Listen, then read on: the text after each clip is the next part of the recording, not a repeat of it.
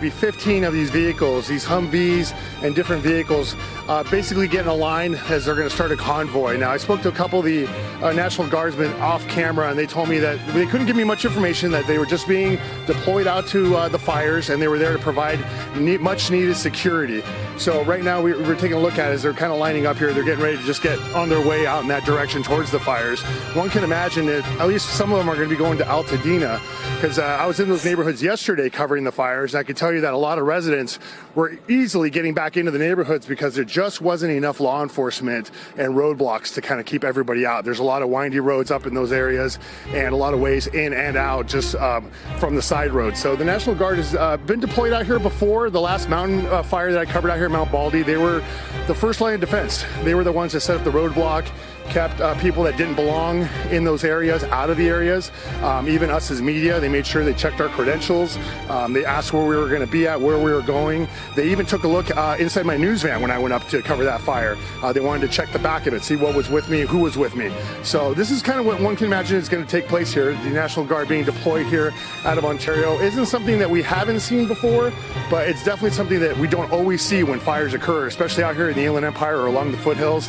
It just seems like something that's definitely necessary in the Altadena area for sure.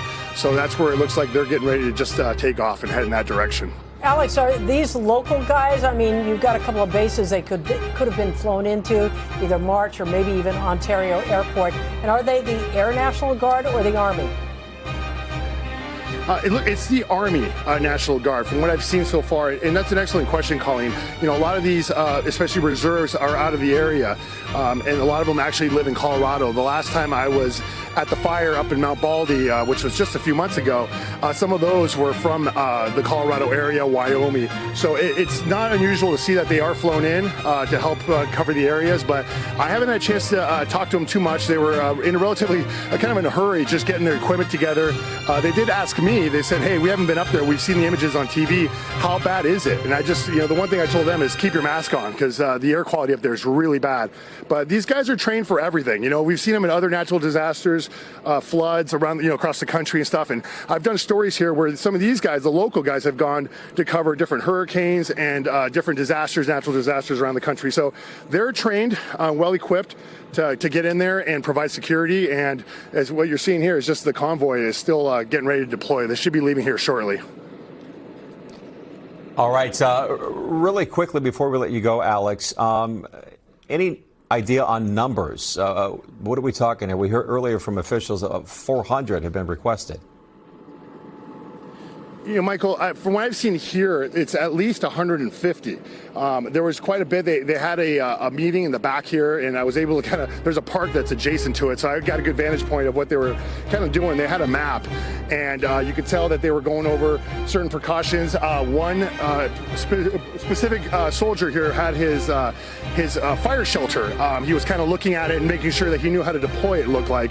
So they're probably receiving some last-minute instructions and probably just some sense of direction, because a lot of these guys, like Colleen mentioned, they may not be from this area. They may not know what wildfire is like here in Southern California, especially these winds. I'm here in Ontario right now, and as you can see, I mean, it's blowing out here too. So one can just picture that up near the fire area, the winds are still going to be very, very gusty. So I think it was just receiving some last-minute instructions, but there is a high number of them. Here they go right now, actually. It looks like they're going to be pulling out right now. So we'll get a better look here of how many are coming out.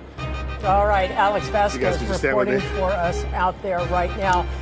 Keep in mind, they are here to support fire personnel and law enforcement, and to that end, their description of duties was going to be, just as Alex mentioned, checking IDs and putting up roadblocks and handling checkpoints. So that frees up fire personnel and law enforcement to take care of all the other duties that they have with these fires. And yes, they will be going to Altadena, but we also understand they'll be going to the Palisades fire and any other place they will be needed.